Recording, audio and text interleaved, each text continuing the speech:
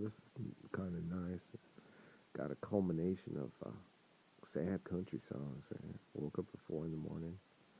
There's a hoot owl outside my window now, you know, and the train just went by. Wow, it's you still hear its whistle in the just in the background. And I got a dog sleeping on the couch. He's not snorking. He's doing pretty good. It's when he gets in certain positions where he snores, and it's like, oh boy, he's snorking, man. Keeping me up. It's cute. I just kind of laugh. I laugh it off. With the owl, I just think of the cats outside. Pebbles, you better be up in the shed, man. That owl might be, death from above, like on Avatar and shit. Yeah. Think about that kind of stuff. Yup. And the hoot owl by your window. And I don't get all romantic about it like Michael Martin Murphy anymore. The Obamas and the Lopez clan has taught me that. Their science friends have gave me good lessons on how to hunt at night and provide for our young and keep ourselves alive. It's all about me, and it's all about we and me that are like me, and don't depend on anybody to live and have it all about God, and then we can truly love one another when people are living that false facade of money, charities, and statues in my name. No way. False fame. Go after it. Go after it. Yeah, it's what I do. It's what I do. It's all about me. It's all about me and we like me, and it's all about me. Hey, leave that behind. Give everything you feel you have away and follow me. And stop trying to break the circle of living and dying. So many people talk about that. And it's a selfishness attached to religious understandings. Okay. Judy Krishnamurti never talked about using genetics and computing to live forever and have sex with the perfect mate forever and have perfect children and be able to clone them so they don't have to go through the pain of childbirth and the pain of death by pregnancy complications and that's a special part of life and the special frailties of human existence that were created and evolved by a greater life source than us to help us be better, loving, grateful individuals. You know. Death is a gift from God that gives us mortality, which takes the real immortality of the spirit and gives it maturity that is beyond what can be conceived and applied and understood in the glory of living beyond anything that goes past this kind of planet.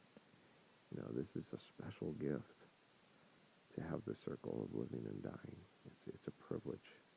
It's not a prison, it's a privilege. We just turn it into a prison because we're selfish and we make it all about me and we like me instead of all about God and thanking ourselves for the reality of life and not the false facade we're trying to make it with our eternal quest of being abominations. Stem cell research and putting our consciousness on a robot that will never die and becoming Megatron and Optimus Prime instead of Snuggy, Buggy, Huggies, and Daddy, it's so easy to fall in love. And there's always, going to be the wars and rumors of war and the battle with bacteria and the battle with selfishness and greed and envy and all those little human traits that come with this beautiful gift of these physical lives and these flesh bodies.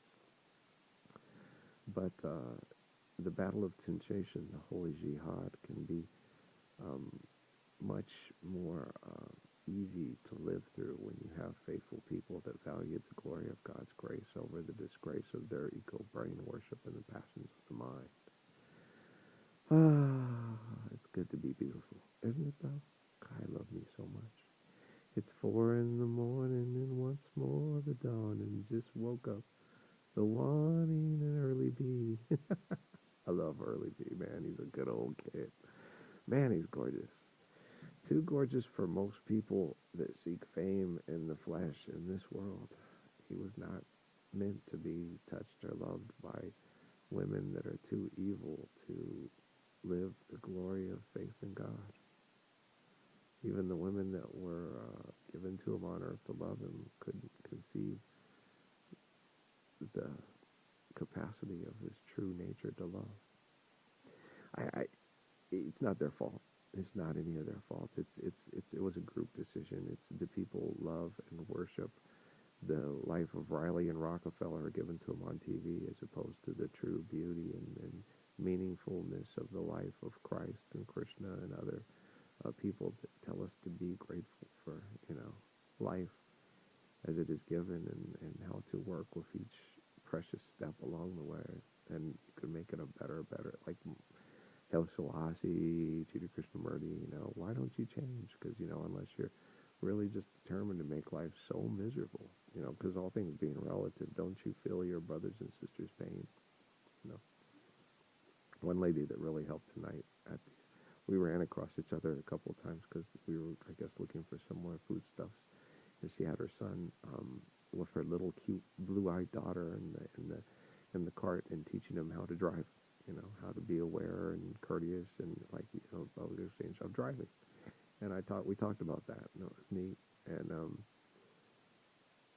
And then she did it again when I got over there by the yogurts and the juices and stuff. And I told her, I said, it's neat that someone actively teaching about courteousness and social interaction and be cognizant of others in your environment. And it shows a very, very beautiful heart. And thank you. And I saw, and her little daughter had the same blue eyes that Emily had, and like her mommy, and the little girl had blue eyes like her mommy, like my Emily had when she was little, and would look at me and say, Daddy, you're wrong. Santa found this, Daddy. So beautiful, Daddy, it's so easy to fall in love, Daddy, Daddy, you need a big girl. I'm a little girl, Natalie never really showed that side. Life was too hard on her from the inception. Natalie, she left behind diaries when she fell in love with the older guys in her life that she had crushes on because she was groomed by her mother in the military to predicate on older men and control them and stuff. And she just talked about how she wasn't a bad kid, and she just felt like when she used to talk to me, she'd tell me she felt like she was in that movie Ghost, and she was already, everything was dead, and and then when Patrick came out to visit, they saw things the same way, that you couldn't trust people, and all the good people got devoured and controlled and abused by all the demons, and you could see the demons in people, and you could see the good in people, and the good people get devoured and overcome by the demons, And they could both see that in me, that I was one of those good people that was getting devoured by demons, and he wasn't going to stop it, and I was going to let it happen to him. And they needed to be stronger and not be devoured by the demons. And, if you're stronger and you fight against demons that will devour you, if you fight against them, you'll become them. So the thing to do to save the sweet angels that don't want to fight from that competitive devouring abuse and not turning Kate into one is to love God and then truly love one another. That's what your dad's all about. I'm an angel. Okay. I'm on the horse and I'm riding and I'm cleaning this place up and it's my job.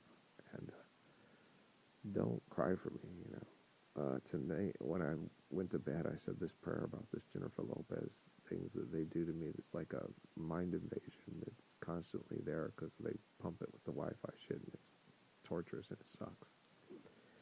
And then my dreams were about these young, competitive idiots, that I'm surrounded by. And it didn't bother me too much. It was just like, it makes life uncomfortable and competitively psychotic and narcissistic and insane. And then when I woke up, that song Snowbird by Gene McClellan, sang by Anne Murray, was playing in my brain. I love you guys, man. See you later. And wish me some good rest for the next about 3 or 4 hours this morning so my body can make it through another day, so I can maybe help teach you to love your children and love God more than you love chasing that false facade of make-believe money fame, okay?